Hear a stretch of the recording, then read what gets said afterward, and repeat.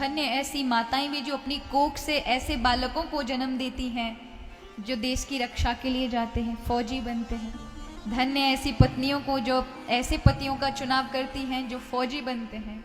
हम तो यहाँ आनंद के साथ बैठे रहते हैं, कथा भागवत सुन रहे होते, सत्संग पूजा पाठ, अपने बालकों के उन आनंदों में मस्त होते हैं, लेकिन वो अपने घर से अपने बेटे को, अपने पति को वहां भेजती हैं जिससे हम लोग सुख और चैन से सो सकें। मैं ये इसलिए बोल रही हूँ, कभी कभी मुझे कई लोग ऐसी बातें करते हैं ना कि उनको तो अच्छा वो बोनस मिलता है, उनको तो अच्छी फैसिलिटीज मिलती हैं, लेकिन सुख से ज्यादा व्यक्ति की प्राणों की कीमत होती है ना। कोई व्यक्ति अपने परिवार से अलग हो जाए, वो सुख नहीं होता। सुख वो है कि भले उसे छोटा और थोड़ा मिले, लेकिन परिवार के बीच में वो अपने माता पिता, अपनी पत्नी, उन सब के बीच में अपने बच्चों को खिला सके। लेकिन आप बताइए, उन्हें पूरा साल, 4 साल हो जाती हैं, 1 साल हो जाती हैं, कभी कभी त्योहारों पे भी नहीं आ पाते, प्रेम भी नहीं कर पाते, और ऐसा जीवन निकल जाता है उनका। हमें गर्व करना चाहिए उन पर, उनके परिवारों को सम्मान करना चाहिए कि इतना बड़ा त्याग किया। बेचारों को तो पता भी नहीं, ये उम्मीद भी होती है कि हे भगवान हमारा बेटे को कुशल हो। कई जगह ऐसे होते हैं जहाँ फोन सिस्टम नहीं होते, कॉल नहीं लग पाती घर वालों को, बड़ी पाबंदियां होती हैं, ऐसी जगह होती हैं।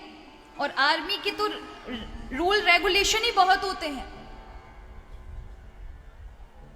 कि यहाँ नहीं जाना, ऐसे लोगों से, अपरिचित लोगों से नहीं मिलना, यहाँ एसटीडी कॉल नहीं कर सकते तुम, कहीं हमारी कोई बात तो नहीं। तो उन पर बड़ी विशेष नजर रखी जाती है जो ज्यादा ऐसी जगह पर कार्य कर रहे होते हैं या तैनात होते हैं।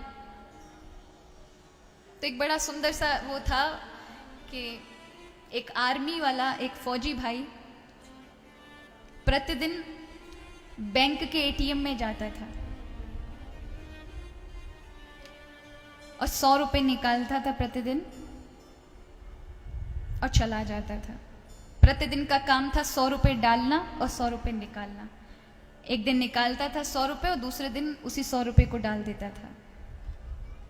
एक दिन निकालता था 100 रुपए और उसी 100 रुपए को दूसरे दिन डाल देना। ये उसका डेली का कार्य था। जो एटीएम का गार्ड था वो भी देख के परेशान, ये क्या करता है, 100 रुपए निकालता है, अगले दिन 100 रुपए डाल देता है। आसपास के लोग भी ये देखते थे कि भैया हर दिन आता है, 100 रुपए निकालता है और अगले दिन 100 रुपए डाल देता है। एक दिन वहाँ के लोगों ने पूछा कि भाई एक बात बताएं, एक ही साथ पैसे निकाल लो ना, क्या प्रतिदिन आना और क्या प्रतिदिन डालना, ये हमें समझ नहीं आया। प्रतिदिन 100 रुपये निकालते हो और प्रतिदिन 100 रुपये डालते हो, ये क्या मतलब है? या तो निकालो ही मत, और निकाल रहे हो तो पूरा निकाल लो कि डालने की जरूरत ही ना पड़े। तो रो पड़ा। उसने कहा कि यहाँ से मैं मेरी पत्नी को मैं कॉल नहीं कर सकता, मेरे घर वालों को बता नहीं सकता, लेकिन जो बैंक का अकाउंट है ना वो मेरी पत्नी के उससे जुड़ा हुआ है। मैं यहाँ से निकालता हूँ तो उसके पास मैसेज जाता है, मैं यहाँ डाल देता हूँ तो उसके पास मैसेज जाता है। उससे उन्हें फिक्र खत्म हो जाती कि मैं जीवित हूँ।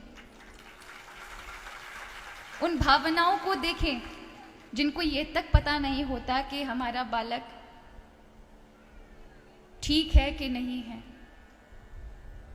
हम उनके भीतर की उस सुख को नहीं, उस दुख को नहीं पहचानते। हमें बस उनका जो बाहर की थोड़ी बहुत सुख सुविधाएं उनको मिल रही होती है, उन पर बड़ा, कई लोग ऐसी टीका टिप्पणियां करते हैं कि आप आर्मी वालों को इतना वो करते हैं। अरे गर्व करना चाहिए, अवश्य करना चाहिए, मैं तो फक्र और उनके परिवार पर होना चाहिए।